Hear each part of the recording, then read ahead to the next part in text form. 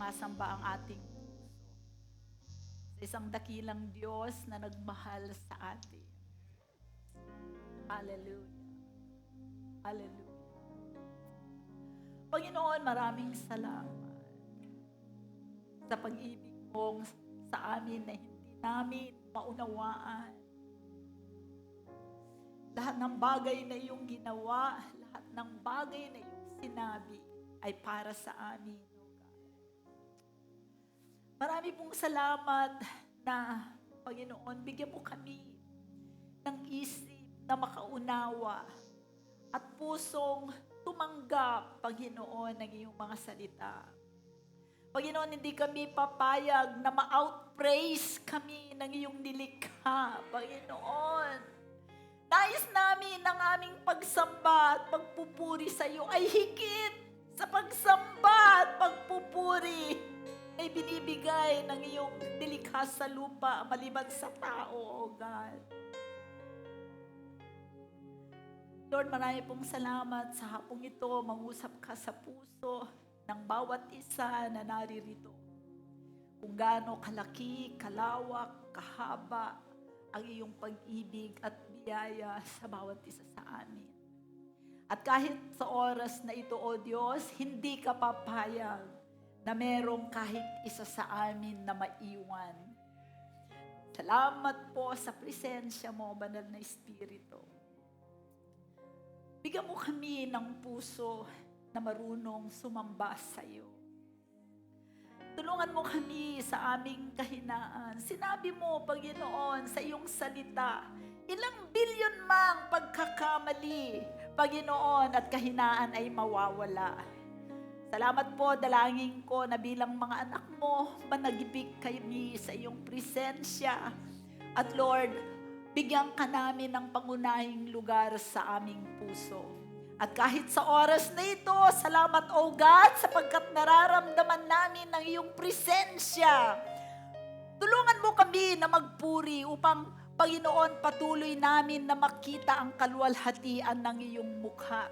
Turuan mo kami na lagi ka naming hanapin sa aming buhay hanggang sa, Panginoon, maging kawangis mo kami, O God. Marami pong salamat sa hapong ito, amang Diyos. Dalangin namin, Banal na Espiritu, na manatili ka sa aming kalagitnaan, O God. Ganapin mo ang nais mong gawin sa bawat anak mo na naririto. Wala kang lalagpasan, Panginoong Diyos. Salamat sa biyaya mong masagana. At Lord, salamat po sa pagpapala na inilaan mo sa bawat isa sa amin. Ang higit na pagpapala na nais namin, O Diyos, ay marinig namin ang boses mo at maramdaman namin ang yakap mo sa bawat isa sa amin. Maraming salamat, dalangin namin ang pagsama mo. Buhayin mo ang salita na lalabas sa bibig ng lingkod mo at dalangin ko, Panginoon, na ito ay maging apoy na tatagas kahit sa aming mga buto. Maraming salamat sa pagsama mo sa amin sa hapong ito, O Diyos. Ito ang aming dalangin sa pangalan ni Jesus. Ang lahat ay magsabi ng Amen and Amen. Palakpakan natin ang Panginoon. Hallelujah. Magandang hapon sa inyong lahat. Wow, gising kayo, no? Hallelujah. Sumigaw nga yung gising. Hallelujah. Thank you, Lord. Napakabuti ng Diyos. Amen.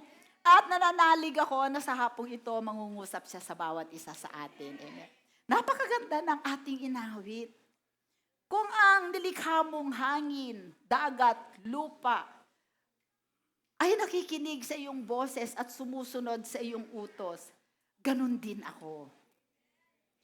Alam niyo, napakaganda ng awiting ito kasi napapanahon dun sa ating serye ng pag-aaral patungkol kay Jonah, di ba? Nakakatuwa sapagkat ang hangin, inutusan ng Panginoon na bumanta ka doon sa lugar at maging bagyo ka, sumunod. Inutusan si Jonah na inutusan ang isda na lukuin si Jonah, sumunod. Inutusan ng mga sailors na itapon si Jonah, sumunod. Diba? Ang hindi lang sumunod ay si Jonah. Amen. Dalangin ko na tayo ay hindi. Tayo ay susunod sa Diyos. Amen? So, kaninang umaga, kung wala kayo dito, na-miss nyo, napakaganda ang service. Merong propeta ng Diyos na kinausap, itong, hindi ko alam kung last year pa o ngayon, ngayong year na to. I think last year pa. Kinausap ng Panginoon, siya ay nagbabakasyon, siya ay isang tawag dito, American, Puerto Rican, na nagpunta na dito sa atin one time noong 2016. Siya po ay si Pastor Mark Renta, at nung dumating siya dito sa Pilipinas, siya ay nagpahayag patungkol sa kahalagahan ng pagmimisyon. At nung nagpunta po siya dito, pinasyal namin siya, naging kaibigan natin siya. At isang araw ay nag-message siya sa akin. Sabi niya, pupunta siya sa Manila para sa bakasyon ng kanyang pamilya.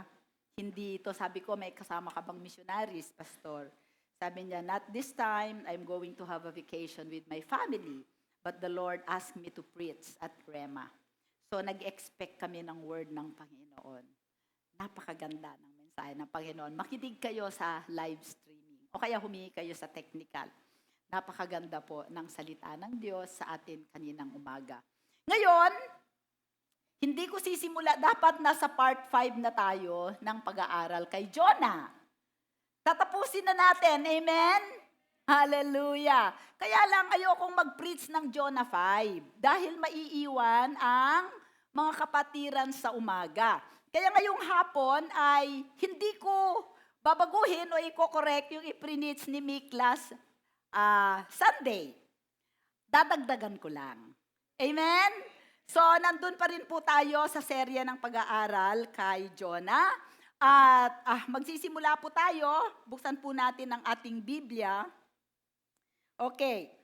So, sa Jonah 3, alam natin, doon sa sa chapter 3, diniscuss ni Mick yung mission revives the church before it saves the world. Yun ang title ng kanyang pahayag last Sunday. Ang mission daw ay pumupukaw o bumubuhay na muli sa iglesia upang ang mundo ay mailigtas sa pamamagitan natin. Amen? Ang aking focus po ngayon is how mission revives the church so that God can use us to save the world. Amen? So paano pinupukaw ng pagmimisyon ang iglesia? So kung first time nyo dito sa Rema, ako po si Pastora Ces, isa po ako sa matatanda sa church.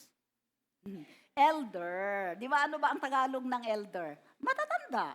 In fact, ako ang pinakamatanda. Isa po ako sa elder sa church. Amen? Okay. So kung wala po kayo dito, sa Jonah chapter 1, ay inutusan ng Panginoon, tinawag niya si Jonah, isang propeta na kanyang lingkod. Halika, inuutusan kita, pumunta ka sa Ninive at magbigay ka ng mensahe. Sabi mo sa kanila na dumating sa aking trono ang mga ginagawa nilang kasalanan. Amen? At si Jonah, dahil ang Ninive ay isang malupit, marahas, karumal-dumal na bansa, amen, ayaw niya, na alam niya na ang Panginoong Diyos, pagpunta niya doon, ang Ninive ay maliligtas. Ayaw niyang mangyari yun. Gusto niya na ang Panginoon ay husgahan ang Ninive at patayin silang lahat, katulad ng ginawa niya sa Sodom at Gomorrah. Okay. So ang ginawa ni Jonah, imbes na pumunta siya, magbiyahe siya papuntang Ninive, which is 500 miles away from Joppa sa Judah, sa Jerusalem, siya ay sumakay ng barko papunta sa Tarshish, na ngayon ay modern-day Spain. Ang Ninive ay modern-day Iraq, Mosul, Iraq. Okay, so yung biyahe niya na yon ay 1 taon. Dahil antique pa noon, hindi pa modern ang mga barko. Okay? So, ano ang ginawa natin? So, dahil sa kanyang rebellion at katigasan ng puso, ayaw niyang sumunod sa Panginoon. Ang ginawa ng Panginoon, pinadalhan siya ng bagyo. At nilunok siya ng isda at sa loob ng isda, okay, ay nagkaroon ng nagrepent si Jonah. Nagsisi siya sa kanyang hindi pagsunod sa Panginoon. Amen? At siya ay nanalangin. Siya ay muling nangako sa Panginoon. Siya ay nagsabi na susunod na siya sa Panginoon, kaya siya ay inuluwa ng isda 500 miles from the center of Nineveh, that great city. At doon tayo magsisimula, sabi po sa Jonah 3 verse 1 to 3, ang salita ng Panginoon ay dumating kay Jonas sa ikalawang pagkakataon na nagsasabi, bumangon ka, pumuroon ka sa Nineveh, sa malaking lungsod na iyon at ipangaral mo ang pangaral na aking sinabi sa iyo. Amen? So, magbibigay lang po ako ng dahil ito ay na-discuss na natin last week, hindi ko na uulitin, magbibigay lang ako sa inyo ng mga insights o ano ang mga aral na mapupulot natin na pwede nating isabuhay kasi tayo ay bahagi ng iglesia. Amen? Sabihin mo sa katabi mo, ikaw ang iglesia. You are the church. You don't go to church. We gather as a church. Amen? Tayo ang iglesia. So, number 1 na realization at revelation. Number 1, kung ikaw ay sumusuway sa utos o salita ng Diyos, asahan mong darating ang bagyo sa buhay mo. Amen? So, kung meron kang pagsuway sa salita ng Diyos, lahat tayo ay nananahan ang banal na Espiritu sa atin at lahat tayo ay binuhay ng Panginoon. Nandito tayo, buhay tayo sa oras na ito at kung ano man ang mga kapalpakan na ginawa natin sa ating buhay bago tayo nakakilala sa Panginoon, preserve tayo ng Diyos para sa kanyang layunin sa buhay natin. Walang nilikha dito na walang layunin ang Diyos. Ang kailangan mong alamin ay ano ang layunin ng Diyos sa buhay mo. Ngunit bawat isa sa atin, alam natin kung ano ang layunin natin sa buhay na ito. At alam niyo po, as long as hanggat hindi ninyo na-fulfill yung layunin ng Diyos sa buhay nyo, hindi kayo makakaiwas sa Kanya. At hanggat hindi nyo yan nagagawa, hindi kayo mamamatay. Unless sobrang kayong matigas ang loob ninyo at nanatili kayong pasaway, the Lord will give you up to the desires of your flesh until you will be destroyed. Kaya maraming mga Kristiyano na namamatay prematurely. It's because of their disobedience. Okay, so, yan ang unang natin. Kasi nakita natin na sinusundan ni Jonah. Sa hindi niya pagsuway, hindi pa rin siya iniwanan ng Panginoon dahil gusto ng Panginoon, ibalik siya sa tamang daan, sa tamang direksyon. Amen? Kaya tayo nakakaranas ng mga pagsubok sapagkat gustong iwasto ng Panginoon ang ating landas. Amen? Okay. Doon sa binasa natin kanina sa Jonah 3:1, mapapansin natin that the Word of God in Jonah 1:3 at ang Jonah 3:1 ay magkapareho. Amen? Arise! Go to Nineveh, to that great city. The Word of God, although it is a fresh word, it's not a new word. Pagka hindi mo sinunod ang salita ng Diyos the first time, sasabihin niya uli yan sa iyo the second time. Amen? Because God is a God of second, third, fourth, fifth, sixth, seventh, eighth at chances. Insight number 2. Ano ang pangalawang aral na matututunan natin doon? Pero this time, after na nagrepent si Jonah, the only difference ay yung response niya. Dati, siya ay sumuway, yun ang tugon niya. Ngayon, ang suway niya, ang kanyang pagsunod, ang kanyang tugon. Amen? That was the only difference, the response. Yung una, sumuway siya. Ngayon, sumunod siya. Bakit? Pinalambot ni Lord ang puso niya sa loob ng tiyan ng isda. Amen? Amen? Hallelujah. Alam niyo po, sabi ni Neville Johnson, bakit kaya nung lumabas si Jonah doon, nag-preach siya, buong bansa nagsisi? Alam niyo ba kung bakit? Paglabas ni Jonah doon sa loob ng tiyan ng isda, para siyang albino. Puti, lahat puti ang buhok. Natakot ang mga taga Nineveh. Because before that, there were signs from the stars and the heaven. Nakikinig ako kay Neville Johnson nung by accident. Ewan ko bakit na how can be, paano ng isang buong bansa, pati ng isang hari, nasaksakan ng dahas at mabalasik at cruel, ay pagkakita kay Jonah nagsisi. Dahil sa kanyang itsura. Akala nila nakakita sila ng spiritual na being. May reason kung bakit si Jonah ay dinala sa loob ng isda. Bakit hindi na lang kumuha ng bangka at siya ay isinave? Amen. Walang makakataros sa karunungan ng Diyos sa buhay natin. Kung magtitiwala lang tayo sa Kanya, safe tayo sa Kanyang mga kamay. Amen? Pangaral number 2. Ano ang insight number 2? Number 2. Hindi papalitan ng Diyos ang Kanyang salita. Or bababaan ang Kanyang pamantayan upang ikaw ay mas madaling sumunod. The Lord will not change His word. The Lord will not water down His word. The Lord will not lower the standard of His holiness and of His greatness to make it easy for you to obey.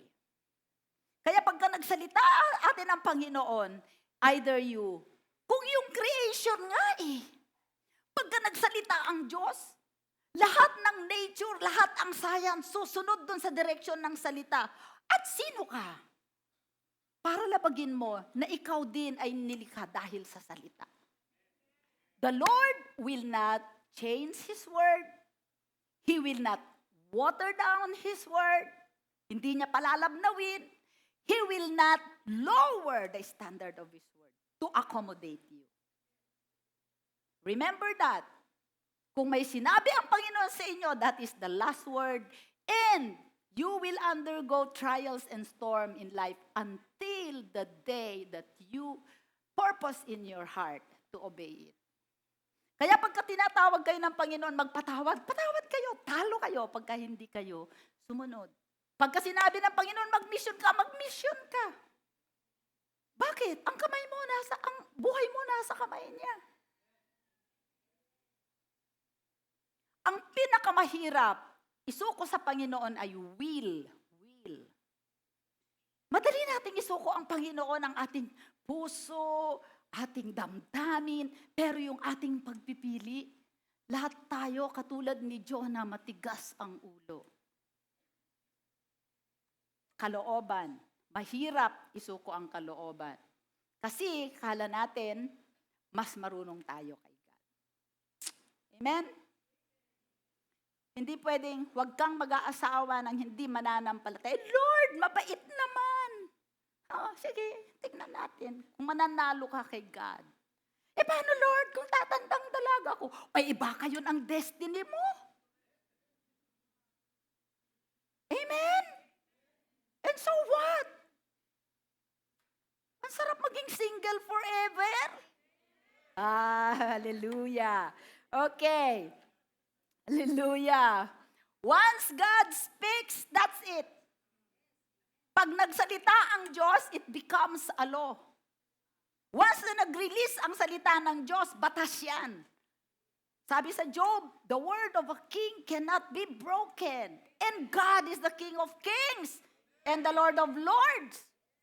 Malaman mo na siya ang iyong hari at ikaw ay subject. You cannot rearrange that. Amen? So, dahil doon sa realization na yun ni Jonah, nagtitigas-tigasan pa siya ng puso, nagrepent siya. Why? Because salvation belongs to the Lord. Amen? Actually, hindi naman siya kailangan para i-save ang sailors. Hindi siya kailangan para i-save ang Nineveh. But marami siyang gustong because God wants us to be His partners in His work of salvation. And that is a privilege. Amen. Insight number 3. Makaaral ito number 1. Kung sumusuway ka, asahan mo ang bagyo sa buhay mo. Huwag kang magreklamo, kagagawan mo yan. Tapos kasalanan pa ni God. Number 2, God will not change His word nor water down His word. nor lower his standard to make it easier for you to obey. It's either you obey or not. It's your choice. It's your will. When God speaks, that is the last word. Okay. Insight number 3.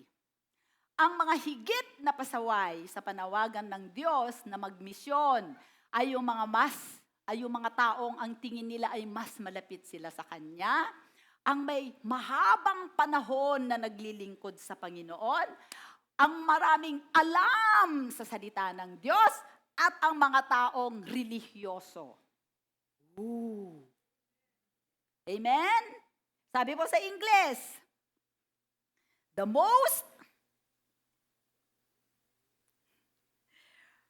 insight number 3 muna tayo. Ayan, insight number 3.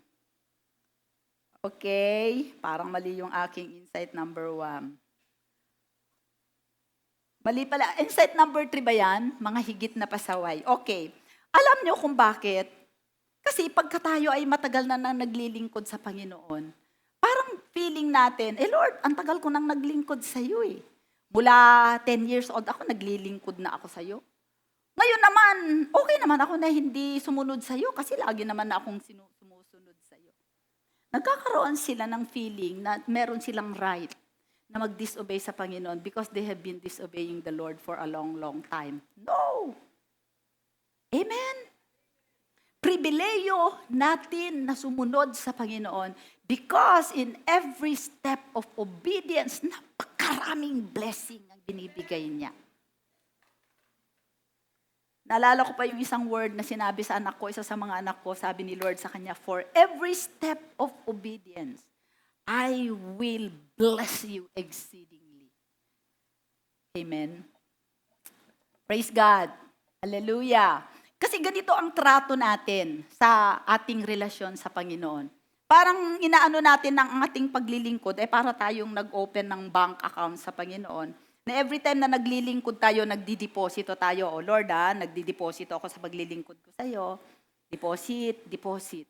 Tapos, pagka meron siyang inutos sa atin na ayaw natin, total, marami na naman ako pinaglingkod sa iyo, pwede na ako mag-withdraw ngayon.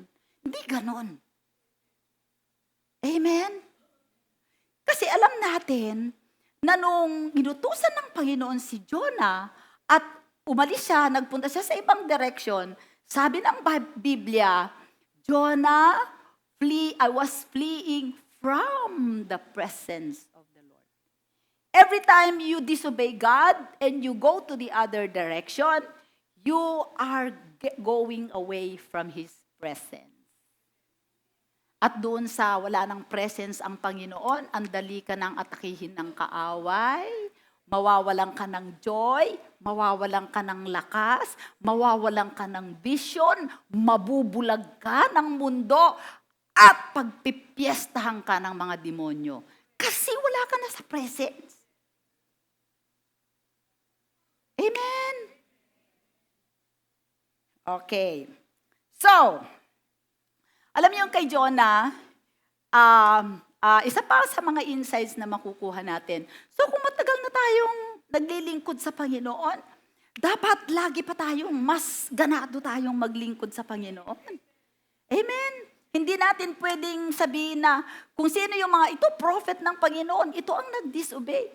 Yung mga hangin, yung mga isda, yung mga nag-obey sa Kanya, siya lang ang hindi. Bakit? Feeling niya. Naka-earn na siya ng karapatan na i-disobey si Lord dahil matagal na siyang naglilingkod. No way and no way. Amen? Okay. Insight number 3. Number 4. Tingnan nga natin dyan, mali ang ko. Ang pinakamalaking sagabal sa misyon ng Diyos ay ang iglesia. Dahil dito, we are the most obstinate. We are the greatest offender in the call of God to mission. Amen? Tayo ang sagabal. Tayo yung ayaw magmisyon. Amen? Komportable lang tayo, aircon. Ganda ang praise and worship, na-bless ako. Pero inuutosan ka ng Panginoon, abutin mo yung kapitbahay mo. Puntahan mo, i-pray over mo, may sakit, bala siya sa buhay niya. Punta ka doon sa biyanan mo, humingi ka ng patawad. Bibigyan mo siya ng pagpalain mo siya. Bakit wala namang ipapadala ang Diyos na iba kundi ikaw? Okay na lang ako dito, Lord. Okay na ako. Marami tayong reason, marami tayong excuses. Alam niyo kung bakit kailangan natin ito? We will go into missional communities at bawat isa sa atin kailangang kumilos. If the presence of God, if the power of God, amen. Mama, hindi ko, alam niyo kung bakit? Hindi tayo na kailangan ng Panginoon para i-save niya ang mundo. Pero, as we go, tingnan niyo si Jonah. God's call to mission acts as a purifying agent for us, as much as it is a saving agent for the world. Amen? Mas nakikinis tayo, mas lumalago tayo, mas nag-i-increase tayo sa kapagkakilala sa Diyos, mas magiging prayerful tayo dahil magre-rely tayo sa prayer at kapangyarihan ng Holy Spirit when we obey God on missions. Amen? Tignan mo si Jonah, hindi niya alam kung anong mangyayari sa kanya. Kaya maraming Kristiyanong hindi lumalago. Kaya maraming Kristiyanong hindi nagmamanifest ang kapangyarihan ng Holy Spirit. Kahit mag-lay hands, hindi gumagaling. Kasi hindi naman nila ginagamit. Aanhin mo. I-challenge ko kayo. Mag-Bible, mag-intentional lang kayo isang tao. Sisharean ko tong word na to, ng word itong taong to. O kaya, kakaibiganin ko to. Amen? Magbibuild ako ng relationship sa taong ito kasi may burden ako sa kanya. Okay, since gusto mo siyang maging kaibigan, mas magiging palabigay ka sa kanya. Maglalaan ka ng oras, maglalaan ka ng resources, maglalaan ka ng karunungan. Mag-iisip ka ng way kung paano marireach out. So ano nangyayari sa'yo? Na-exercise yung iyong creativity. Amen? Then mananalangin ka sa Panginoon. Lord, anong gagawin ko? So mag-i-improve ang iyong prayer life. Kasi dependent ka sa Kanya eh. Lord, anong sasabihin ko sa Kanya? So magbabasa ka ngayon ng word. Ano kaya ang tamang word dito? So magbabasa ka ngayon ng word. Then in the process, nag-grow ka. At ang unang nakikinabang dahil sa pagsunod mo ay ikaw. Hindi yung tao na binabalak mo na iwin sa Panginoon. Amen? We change. Tayo ay nagbabago, tayo ay lumalakas, tayo ay binagbago sa proseso ng pagpunta. Alam niyo po, noong ako ay bago lang sa Panginoon, puro lang ako heart, puro lang ako desire. Meron akong, ikwento ko na to sa iyo eh. Ipagpe-pray na sorry ito, actual na nangyari to. Pinag-pray ko yan kay Maria kaya nasagasaan, pero hindi namatay. Pero, vegetable. Okay. So, kaya si Maria ang nagpapagaling. Hindi ko alam sagutin. Alam niyo, sabi ko, Holy Spirit, anong sasabihin ko dito? Nagpapagaling din si Mary pala. Di ba si Jesus lang? Sabi ng Holy Spirit sa akin, tanungin mo, sino ba ang nabayubay sa krus? Si Maria o si Jesus? Kung sino lang ang nabayubay sa krus, na kumuha ng ating sakit, siya lang ang nagpapagaling ng sukdulan. Pag nagpagaling siya, hindi vegetable. Paano nangyari? Dahil hindi ko alam kung ano ang aking isasagot, tinulungan ako ng helper, ang Holy Spirit. This is what you will say. 1995 pa yun. Bakit hanggang ngayon di ko nakakalimutan? The Word of God is always fresh every time He reminds you about it. Amen? Dahil nagsumunod ako sa misyon. Kasi mahal ng Diyos ang kaluluwa. Amen? So, tayo, kailangan, paano marirevive ang church sa misyon? Yun, marirevive ka lang pagka magmi-misyon ka. Kung nakaupo ka lang dito, nagpapabansot ka, na-bless ako sa preaching ni Pastor. Sige, tumaba ka ng tumaba. Alam mo, parang yung fig tree na dahil sa ang dami na niyang nakain, tumaba ng tumaba yung leaves, hanggang sa hindi naman siya nagbunga. Di ba? Nung pumunta si Jesus, naghahanap ng bunga, hindi siya naghahanap ng robust na fig tree na maraming dahong matataba at malalaking punong matataba. Ang hinahanap niya ay bunga. Sabi ng Panginoon na makita niyang bunga, mula ngayon, wala nang kakain ng bunga sa'yo. The next day, ano nangyari sa fig tree? Tuyot. Gusto mong matuyot? Dahil wala kang bunga.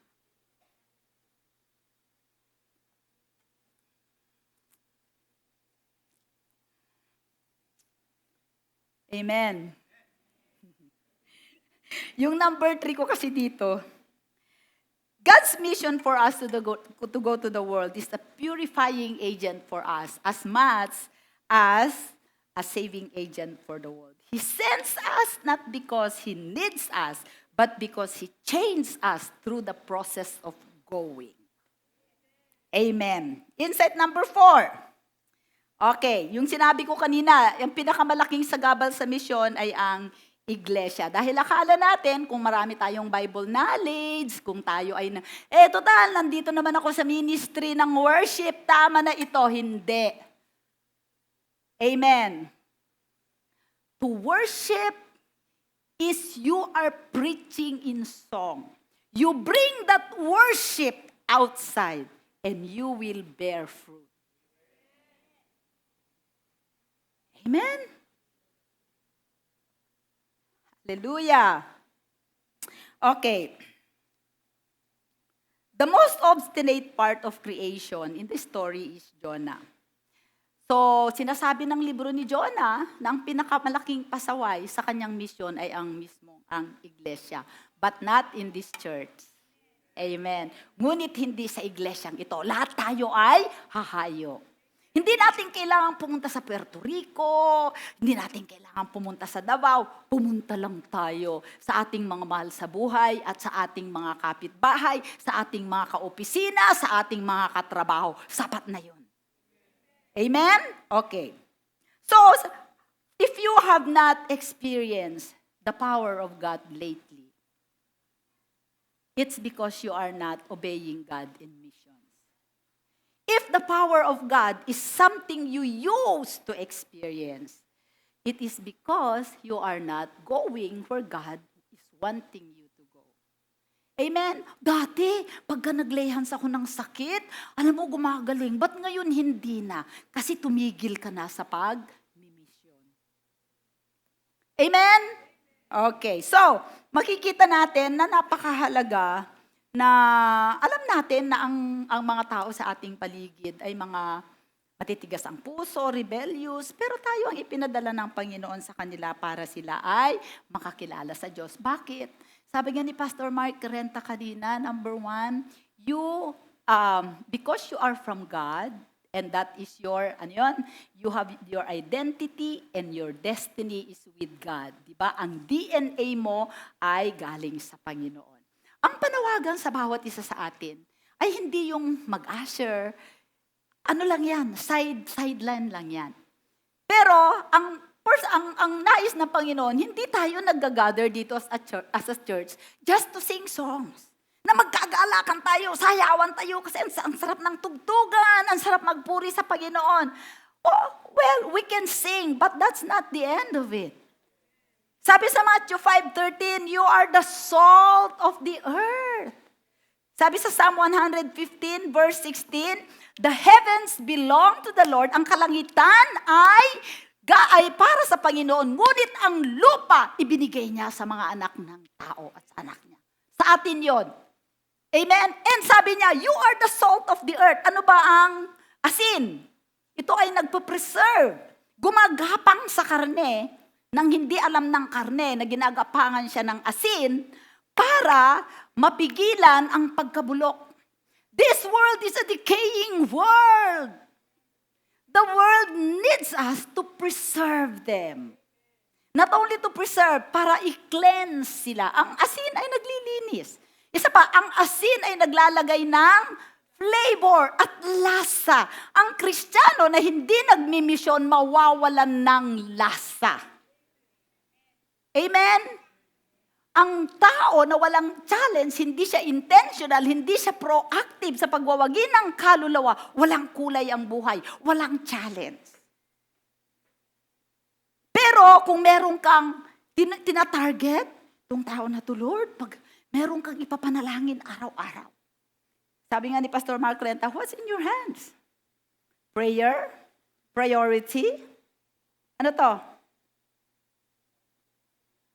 Prayer, priority, abiding, love, and fruitfulness. Mas gusto na meron akong halaman na orange, na maliit lang, hindi mataba, pero ang dami-daming bunga. Bawa ikaw, maliit ka lang, marami kang bunga. Kaya kalaki-laking puno, madahon, wala namang bunga. Useless. Amen. So tayo ay mga asin ng mundo. I-prevent natin na ang mga tao sa ating paligid ay mabulok. Amen? Sabi mo sa katabi mo, ikaw ay asin. Lasahan mo ba kung may lasa yan? O kaya siyempre pinawisan yan, may lasa yan. Okay? Sabi sa mat yan, alat yan. Sabi niya sa mat, kayo ay asin ng lupa, ngunit kung ang asin ay tumabang, paano may ibabalik ang alat nito? Wala na itong kabuluhan, maliban na itapon sa labas at tapakan ng mga tao. Amen? Tapos sabi niya sa Matthew 5:14, you are the light of the earth. Ilaw ka. Sabi mo sa katabi mo, ilaw ka. Tignan mo nga kung nag-iilaw ang mukha o brown out. Kayo ang ilaw ng sanlibutan. Ang isang lunsod na nakatayo sa ibabaw ng isang burol ay hindi maitatago.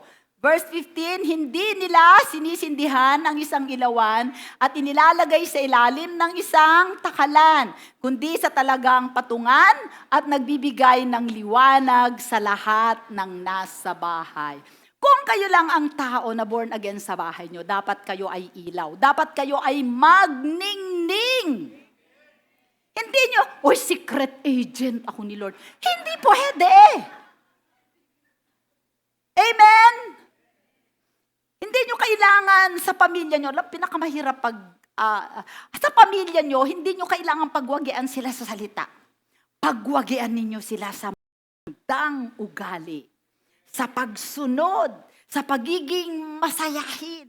Kahit anong mangyari sa buhay nyo, alam nila na may pag-asa kayo kasi lagi kayong nagpapasalamat sa Diyos, laging nagtitiwala, laging masaya kahit walang ulam mamaya. Diba? Ganun ang Kristiyano. Amen? Bakit? Bakit? Sabi ko, saan ka kumuha ng ilaw mo? Saan ka kumuha? John 1:4, tignan natin. John 1:4, ito ay patungkol kay Jesus. In the beginning was the Word, nung pasimula ay ang salita at ang salita ay Diyos. Sabi sa 4, sa Kanya ang buhay. Sino yon? Kay Jesus. Na kay Jesus ang buhay at ang buhay ay siyang ilaw ng tao. So kung ikaw ay may Jesus, meron kang ilaw. Ano ang silbi ng ilaw? Nagliliwanag. Ang isang silbi ng ilaw ay nagbibigay ng it reveals. Ang ilaw reveals the beauty of the diamond. Pag tinamaan ng ilaw ang diamond, kumikinang. Amen? Ang ilaw, nagpapaganda ng countenance ng tao. Amen? Ilaw ka. Huwag yung ilaw mo ay aandap. Kaya nga, dahil ikaw ay asin, gusto ni Lord pumunta ka sa mundo para hindi sila mabulok. Gusto niya pumunta ka sa mundo para mailawan sila. Magkaroon sila ng revelation kung sino si God. Kung anong plano sa buhay nila, kung ano ang meron sila sa Diyos, kung saan ang patutunguhan nila dahil kay Kristo. Alam niyo po, ika-second day ko na nagba-Bible study, dyan sa Robinson's Bank. Sabi ko kay Lord, nagtuturo ako ngayon sa church ng missional community. Bigyan mo naman ako ng isang lugar na magmi-mission ako. Aba, nag-imbita. Nag-offer kami. O baka gusto nyong mag-Bible study dyan sa... Pero kinaibiganan ko muna ng gusto. Kahit hindi ko kailangan mag-open ng bank account, nag-open ako. Kahit hindi ako kailangan bumili ng time deposit, bumili ako. Kasi gusto ko nga makakonect. Nung nagpunta ako, nagdala ako ng sangrekwang chicken pie sa Goldilocks. Pero yung usapan namin na 30 minutes na Bible study, dahil pagka nag-mission ka, sabi ng Panginoon, I will be with you to the ends of the earth. Dahil sinamahan kami ng Panginoon, first Bible study, the next Bible study, may patotoo na. Ay, Lord, napakabuti mo. Nung next, 5:30, 5 to 5:30 na, kasi may uuwi pa sa ganun, may uuwi pa. Alam niyo kung ano oras kami natapos? 7:00. Bakit? Uhaw na uhaw sa salita ng Diyos. Hinihintay lang tayo ng Panginoon to take a step of faith. When we obey God in mission, we are stepping into His presence and into His power. We just have to trust Him. Pero sa atin, sino ang nagpupunta? Wala, ikaw na. Manalangin nga lang, ayaw mo pa eh. Ikaw na. Sa susunod, pagka may gathering ang cell group at may inutasan akong nalangin at umayaw kayo, Kaninang umaga may mga bisita, kaninang tanghali, meron kaming bisita sa bahay. Yung kaibigan natin si Jen, galing sila sa New York. Pakain kami, sabi ko kay Bella, okay Bella, pray. Pray ka agad si Bella. 9 years old. You pray. Pray. Walang pakeme-keme na. Amen? Mapapahiya tayo, no? Okay, so, ikaw ay asin, ikaw ay ilaw ng mundo. Pangatlo, sabi niya sa 2 Corinthians 5:20. Buksan natin. Basahin. Kaya't kami ay mga sugo para kay Kristo. Sabi mo sa katabi mo, ikaw ay sugo. Ambassador, o ikaw ay kinatawan. Ambassador, okay.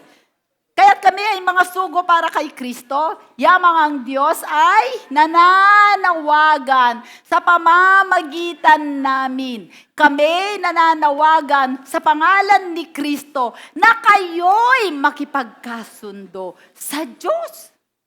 Tayo ang mga sugo ni Jesus para ang makasalanang mundo ay magkasundo sila, may pagkasundo sila sa Diyos. Amen? Biruin mo, ang Panginoon Diyos ay galit sa makasalanan. Galit sa hindi nakakakilala sa kanyang anak. Ang gagawin mo lang, maging sugo ka. Sabihin mo lang sa kanila, mahal ka ng Diyos. At ang mensahe mo lang ay manampalataya ka kay Jesus at sila ay magkakasundo. Dahil si Jesus ang nagbayad ng kasalanan niya. Hindi naman yun ang magbabayad ng kasalanan niya. Ano lang ang gagawin niya? Manampalataya. Just believe. Napakadali. Amen po. So, yun ang ating Ngayon, paano natin? Okay, ang question natin kanina, how do we revive the church? Okay, ano ba ang purpose ng Panginoon sa atin? Tayo ay asin, tayo ay ilaw, at tayo ay sugo. Kung walang asin, kung walang ilaw, walang sugo, mananatiling madilim ang ating paligid.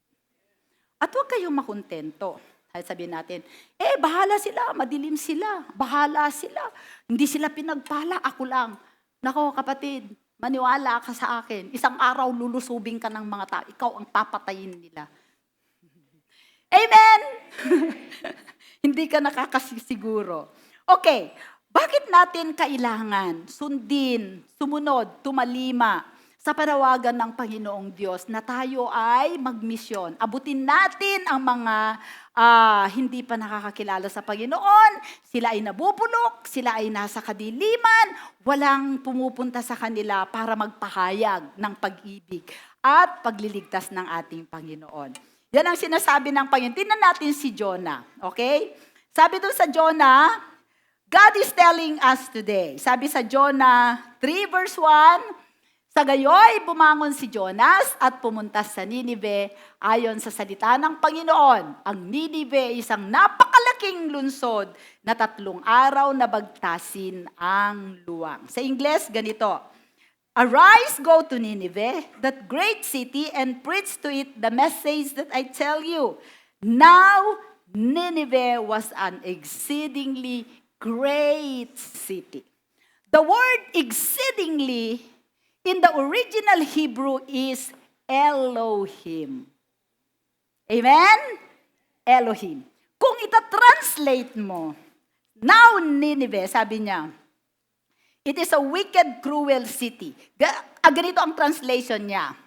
Go to Nineveh, which means, Nineveh was God's great city. Amen? Bakit pinadala ni Lord doon si Jonah? Because God was telling Jonah, that city is my city. Although they don't know that I am their God, I still own it because I created it. Bakit tayo ng Panginoon sa lugar na yon? Na walang anak ng Diyos sapagkat pag-aari niya yon. May claim siya doon.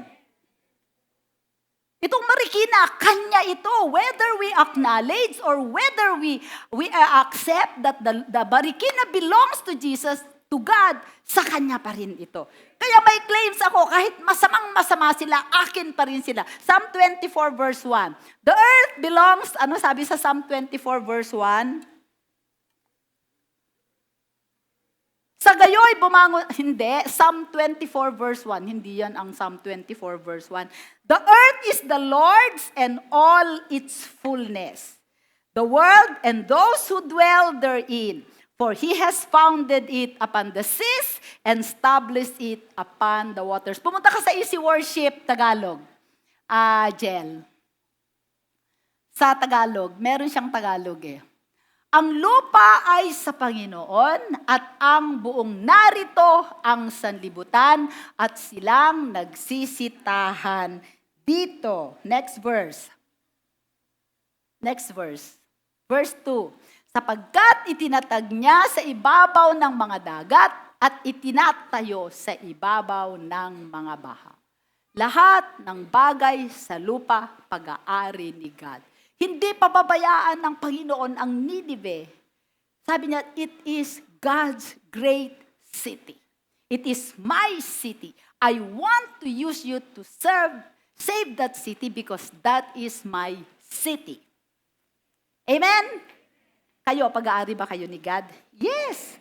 Psalm 50 verse 12. Sabi niya sa Psalm 50 verse 12, for the world, kung ako'y gutom, sa iyo ay hindi ko sasabihin, sapagkat ang sanlibutan at lahat ng naroroon ay akin. Sabi ni God, if I'm hungry, I will not tell you. Amen? The world and those who, Sabi niya, the world is mine and all its fullness. If I am hungry, I will not tell you. Hindi naman yan Psalm 50 verse 12. Okay. So, ang mga makakasalanang syudad sa Panginoon yan. At gusto ng Panginoon na makilala ng mga tao na pagmamayari sila ni God. Amen? At may magandang siyang plano sa buhay niya. Okay, tanong, bakit ang mga Kristiyano hindi sumusunod sa Diyos? Pagka tayo ay inabutan na mag-mission, di tayo sumusunod sa Diyos. Di ba? Okay? Bakit hindi tayo sumusunod sa Diyos? Dahil akala natin, yung pag-attend natin ng church, yung pag-worship natin dito, emotional tayo ng husto, yung pagkakaroon natin ng ministry, na-assure ako, walang say-say yun, kapatid, kung hindi ka nagmi-mission. Wala kang kapangyarihan. Naranasan mo lang ang kapangyarihan ng salvation ni God, pero hindi mo mararanasan ang kanyang kapangyarihan na magbago sa ibang tao. Higher level. Amen? Kung mas magagamit tayo, huwag tayong makontento sa ating sarili lang. That is selfishness. Amen? Napaka-selfish natin. Alam mo, kaya maraming Kristiyano, because they don't care for the kingdom of God, they build their own kingdom. They occupy themselves with getting. I have my own kingdom. I don't care about your kingdom. A lot of us are uncaring, unloving, like Donna, indifferent. We do not break for the heartaches of the world. Hindi nababasag ang ating puso na nakikita natin na kalagayan ng mundo na wala sa Panginoon. I pray na magkaroon tayo ng passion sa mga taong wala. Sabi ko sa Panginoon, kung itong buhay ko na ito, I'm turning 65 today, bibigyan mo pa ako, Lord, ng 10, 15 years pa, gagamitin ko lahat yan para umabot ng mga kaluluwa. Dahil pagdating ng araw, pag natapos ang buhay ko, gusto ko na salubungin ako ng Panginoon at sabihin niya, well done, good and faithful servant. Hindi yung pagdating ko, ang taba-taba ko, ang dami kong nakain. Pero doon sa langit, nandun ako sa pinakamababang level ng heaven. Kasi na-save lang ako eh. Hindi ako nagamit mag-save sa iba. Amen? Tinatawag tayo lahat ng Panginoon to go. Huling araw na kapatid, napakarami pang aanihin. Kung ang mga pastor lang ang pupunta, hindi tayo mabunga. Amen? Pero kung tayo ay magbubunga para sa Panginoon, kapatid, hindi mo alam kung ano ang pwedeng ipagkatiwala sa iyo ng Panginoon. Another reason is, una, alam natin na hindi mahalaga sa atin ang gospel kung hindi natin ito sinasabi. Di ba? Yung sinasabi ko kanila, many of us are indifferent, unloving, uncaring. Bahala sila sa buhay nila. Yung mga ganon, di ba? Hindi nababasag ang ating puso sa kalagayan nila. Okay, pangalawa, marami sa atin ang hindi natin mahal talaga ang Panginoon. We don't love them. Why? Because we don't love God. We don't love hindi natin mahal ang magandang balita. Paano ko nasabi na hindi natin mahal? Kasi hindi natin ipinoproclaim.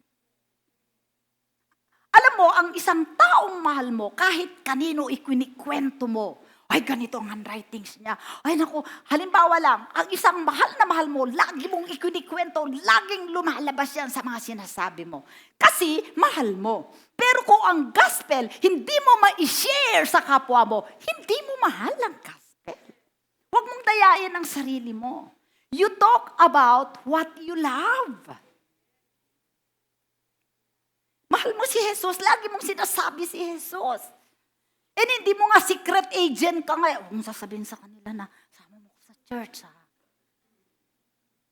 Amen? Di ba halimbawa ikaw, may nag-work na diet sa'yo. Uy, ang ganda pala ng Yoli. Naranasan ko. Nako, wala kang sasabihin kundi ipamalita ang Yoli kahit kanino. Kasi nag-work sa buhay mo. The gospel works. It works miracles in the life of people. Bakit mo sasarilinin? Hindi mo mahal yung gospel. Dahilan. Pangatlo, kung bakit tayo nag-o-obey sa mission. Marami sa ating guilty. Ang ginagawa ng diablo because of our past sins or because of our own weaknesses. Halimbawa, tingnan si Pastor Orly. Si Brother Orly, like for example. Alam natin dati siyang beke. Sige nga, Pastor Orly ka nga. Pero hindi siya guilty sa kanyang nakaraan. Amen. Amen.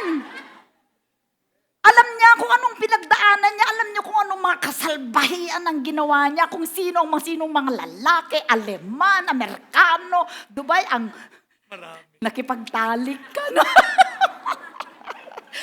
Pero, nung nakilala niya ang Panginoon, iniwanan niya lahat yan at malaya siya. Pero, kung siya ay loaded with guilt, if the devil will keep on telling him, hindi, makasalanan ka pa rin, magigilty siya. And then, ang magiging result, i-condemn niya ang sarili niya. The word condemn means to render useless. Ang isang building na condemned, hindi na yan magagamit. Once na pinapasok ng diablo sa isip mo na guilty ka, dahil sa nakaraang kasalanan mo o meron ka pang ginagawa ngayon, makokondem ka, hindi ka na niya magagamit. So, forgive yourself and allow God to use you. Di ba? Manood kayo ng live broadcast. Di ba? Marami marami sa atin eh. Baka yung mga dati kong kaibigan, yung pamilya ko, alam nila kasi ganito ang lumang buhay ko. Hindi nila ako pakikinggan. That is a lie from the pit of hell. Dahil gusto ng dyablo, pigilan ka na magamit ng Panginoon. Rise up! Kaya nga sabi ni God kay ni arise! Bumangon ka sa pagkalugmok mo. Pagka sinabi nila yon, alam mo noon ako, reyna ako ng green jokes, San Miguel. Pero kung ako ay nag-dwell doon, kaya ako sinasama sa CBA negotiation ng amo ko. Dahil pagka nagne-negotiate kami ng alas 3, alas 4 ng madaling araw, inaantok na kami lahat sa management team. Kailangan may tagagising sa kanila at ako yun. Pagka dumating na ang crunch time at inaantok na lahat, sasabihin na ng boss ko, oh, Ceci, mag-green jokes ka na. Born again na ako. Ano gagawin nyo? Sabi ko sa boss ko, Rene ang pangalan niya. Magsa-70 years old siya sa 21. Iniimbatan niya ako sa Sofitel. Hindi pwede. Favorite niya ako naimbitahin. Kasi tuwing nanalangin ako. After na ma-born again ako tagapanalangin sa CBA. Yung CBA na minsan nagiging 6 na buwan, nagiging 3 araw na lang. Amen! Sinabi ko sa kanya, sabi ko, bago na akong nilalang tawanan sila. Anong nabago sa'yo? Pareho ka naman. Anong nabago sa'yo? Basta bago na akong nilalang, hindi na ako pwede dyan. Saka isa pa, sabi ko, wala akong maalalang green joke. Kasi nugasan na ako ng banal na dugo. Sa aking konsyensya, sa aking memory, sa aking katawan, burado lahat yan ng banal na dugo ni Jesus. So I have now the righteousness of God and I stand up to the gospel. Buong Manila Plastics Plant na born again, kaya may Rema Word of God Church ngayon. Huwag kayong maniwala. Kahit na may mga times na nanghihina pa rin kayo, minsan sumasablay kayo, you are the righteousness of Christ. Amen? You are the righteousness of God in Christ Jesus. Stand up for your salvation. I'm standing up for my Master and my Savior. Wala nang makakapigil sa akin. Hindi ang kasalanan. Wala na, hindi na ako yun. Hindi na ako. I am a new creation. I'm a brand new woman. And I am a woman of God. Amen? So, may boldness ka. Natutulog na ba kayo? Konti na lang. Hallelujah. Okay, last na. So, yun ang dahilan kung bakit tayo. Kapatid, nais ko na sa hapong ito, i-purpose natin sa puso natin na magpagamit tayo. Yung iba'y kinahihiya pa nila na Kristiyano sila. Ano kaya kung ikahiya ka rin ni Lord? Di ba? Okay, paano natin ngayon? So, paano natin ngayon? Ano ang tatlong bagay na lang ang i-discuss ko sa inyo. Hallelujah. Paano natin i-apply ito?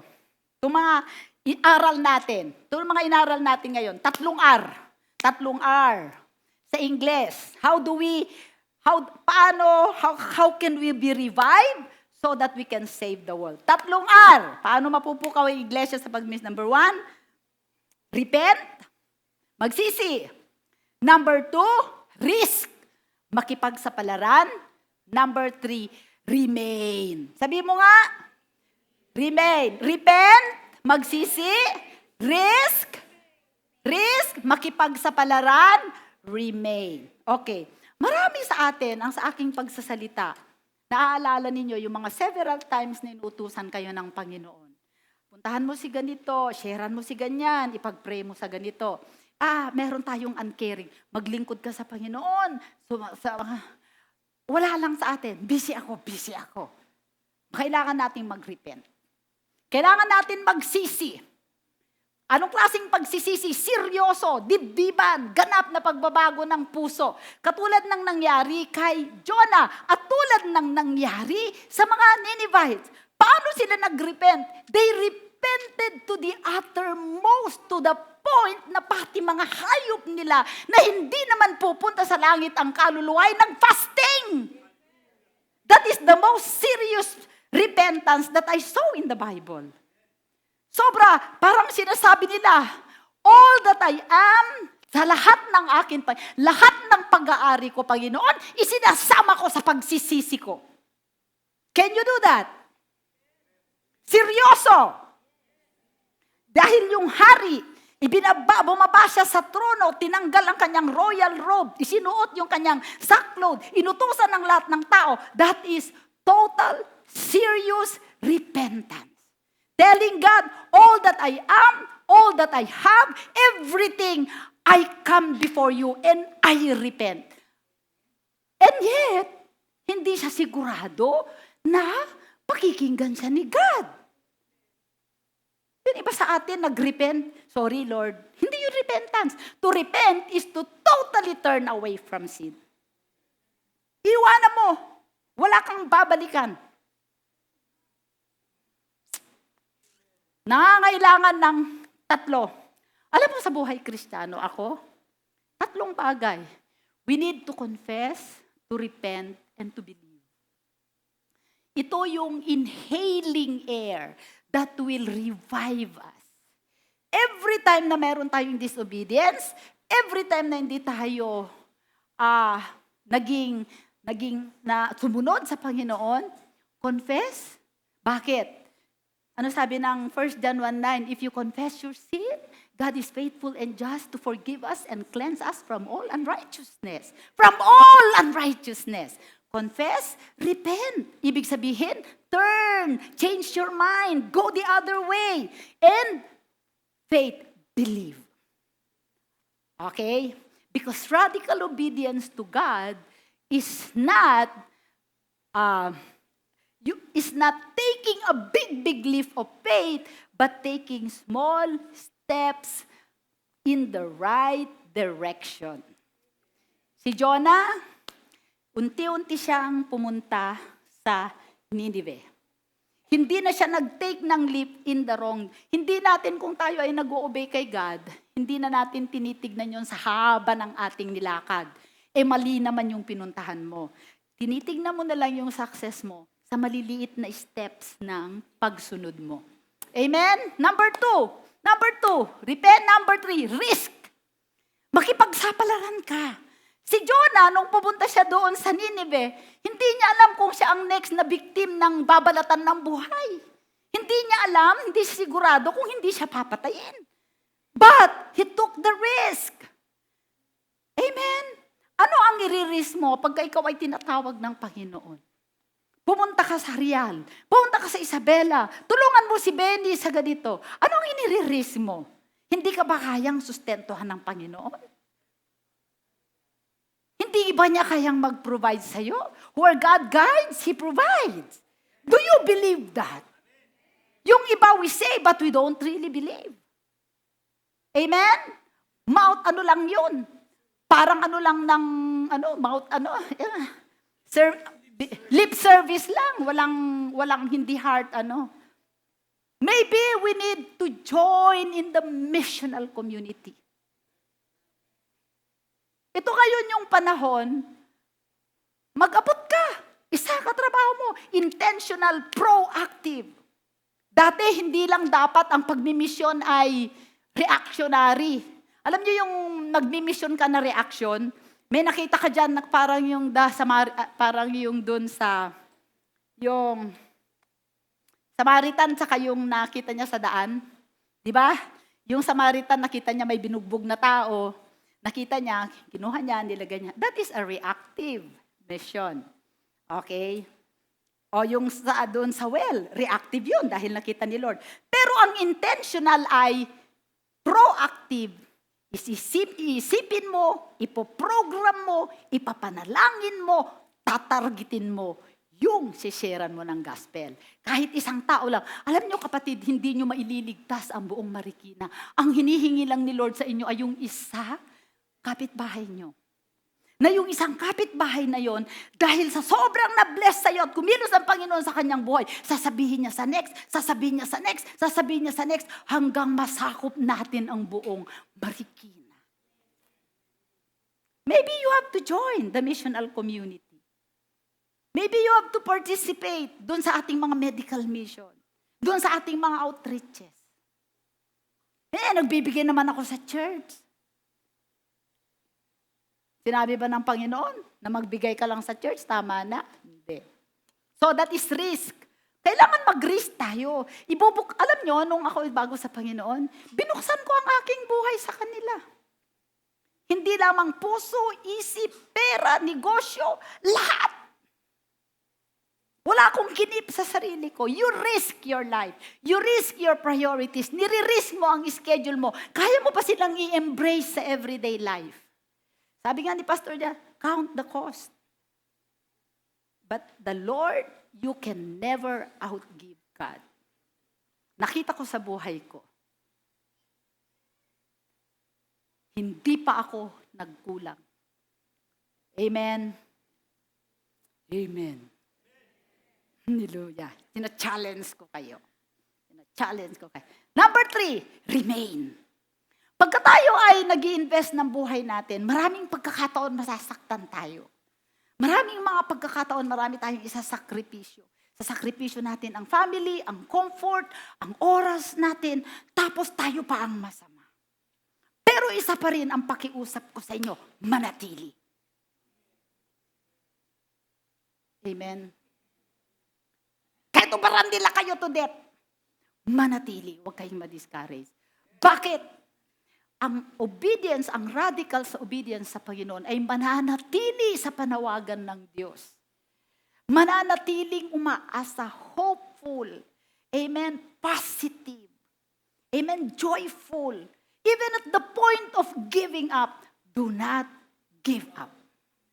Remain. Manatili tayo. Fortitude, strength. At alam nyo, sa mga panahon na yan, makikita ninyo kung paano padaluyin ni God ang kanyang biyaya. Hindi maaalis ang problema. Mas mabigat ang problema. Hindi yan i-deny sa inyo ni Lord. Kasi sa pagpunta natin sa misyon, tayo ang kanyang unang-unang binabago. Si Jonah, bago siya pumunta doon sa Nineveh, kailangan muna siyang mabago ang puso. Mag-repent muna, lumambot ang puso. Bago siya nagamit ng Panginoon. And yet, hindi naman siya kailangan ng Panginoon. Bakit mahal niya si Jonah? Lingkod niya. So, He changed us in the process of going. So, pagka dumadaan tayo sa mga ganon, niloko ka, pinagsamantalahan ka, amen? Feeling mo, inuthutan ka, lahat na. Manatili ka. Why? The Lord will give you more grace. More grace. Grace upon grace. Grace upon grace. Power upon power. Joy upon joy. Until you see yourself, para kang si Jesus. Pinako sa krus, pero na nagumpay. Amen! So, how do we revive the church to go on mission? Repent of our uncaring, indifferent, unloving. Tanggapin natin yon. Lahat tayo may ganyan. Mas unang sarili, ayaw nating makanig kay God. Confession, repentance, and faith in God is the inhaling breath that will make you alive. Ito ang hangin na magbubuhay sa'yo. Amen? Pangalawa, risk, makipagsapalaran. Pagtawadan ka doon, kotsain ka doon, who cares? Amen? Ang importante, nasunod mo yung pinapasunod ni God. Kung alam mo, ang rema, alam ko, nasa tamang direction tayo. And we will remain small steps, steady, one at a time.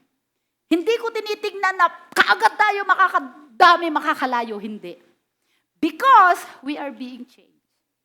Patlo, ang aking pakiusap, manatili kayo. Maraming mga iglesia, maraming mga tao, mahirap naman dyan sa Rema. Parang pinipilit ka na mag-mission. Dito na lang ako sa ganitong church, hindi ako napapansin. Hindi nga nila alam, dahil sa dami nila, hindi nga nila alam na meron akong secret sin. Oh, doon ka. Doon ka. We want to settle in a comfortable church. But if you stay in this church, hindi ko kayo titigilan sa panalangin hanggat hindi tayo lahat humahayo. Bakit? Yan ang mandato ni Lord sa Rema. Tung August, magtatanim tayo ng isa pang church sa Riyadh, 2 church. Sa Isabela, meron na tayong 3 church. Dito sa Marikina, ang dami-dami natin. Wala tayong naiplant kahit isang church. Mahiya naman tayo sa mga taga-Isabela. Pero hindi ko sinasabi yon para pag-guiltyhin kayo. Sinasabi ko yon para ma-challenge tayo. Amen! Amen! So, na-revive na ba kayo? Alam nyo, ang buhay natin, sandali lang. Pagka kinakausap mo ba ang Panginoon, Lord, pagdating ko sa langit, pagka sinabi ng Panginoon sa akin, ano ang bunga mo? Ano ang ginawa mo kay Jesus na binigay ko sa'yo? Pinadami mo ba siya? Mahihiya ba ako pagdating ng araw? Bakit hindi mo ginawa? Hindi ka nagtiwala na kaya kang hawakan ni God, kaya kang sustentuhan sa lugar na pagdadalhan niya sa iyo. Amen. Amen. Hahayo ba tayo? Sino ang hahayo? Tumayo. Panginoon, maraming salamat. Tunghayan mo ang mga buhay. Lord, tinawag mo sila dahil meron kang layunin sa aming buhay. Maging asin, maging ilaw, maging sugo. Para sa isang, Panginoon, isang mundo na nabubulok, isang mundo na padilim ng padilim. Sa katunayan, kahit sarili naming sambahayan, Lord, may kadiliman at may pagkabulok. Sa oras na ito, lumalapit kami sa iyo. Bigyan mo kami ng kalakasan. Give us the boldness, the courage, oh God, to rise up, na bumangon upang tugunin ang panawagan mo. Maaring mahihirapan kami sa aming sambayanan, but Lord, naniniwala kami kung aabot kami sa ibang tao, magpapadala ka din ng aabot sa aming pamilya. Hindi ka nagkulang sa karunungan, kahit sa estratehiya, kung paano mo aabutin ang mga mundo. Ang mundo. Dalangin ko na bawat isa na naririto sa amin. Saliksikin mo ang aming puso. Ano man ang mga bagay na pumipigil para sumunod sa iyong panawagan na magmisyon, sa oras na ito, O God, bukas ang aming mga puso sa iyo.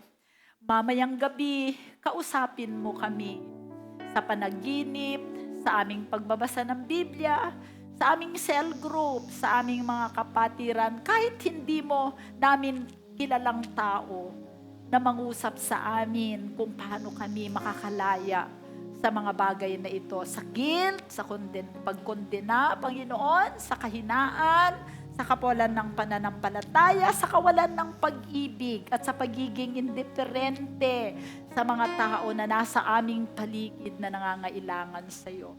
Dalangin ko ang boldness mo. Dalangin ko ang Lord, ang pag-ibig mo na mailagay sa aming puso upang ito, Panginoong Diyos, upang kami ay makatalimas sa iyo. Maraming salamat sa mga anak mo na naririto. Naniniwala ako na sa araw na ito, binago mo ang aming puso. Kami po ay nangungumpisal sa aming sa aming pagsuway sa iyo. Panginoon, Lord, tulungan mo kami na mabago ang aming isip at maitama ang aming landas. At tulungan mo ang aming pananampalataya na kami ay laging umasa sa iyo. Ito po ang aming dalangin. Sa ngalan ni Jesus, ang lahat ay magsabi ng Amen. Praise God. Hallelujah.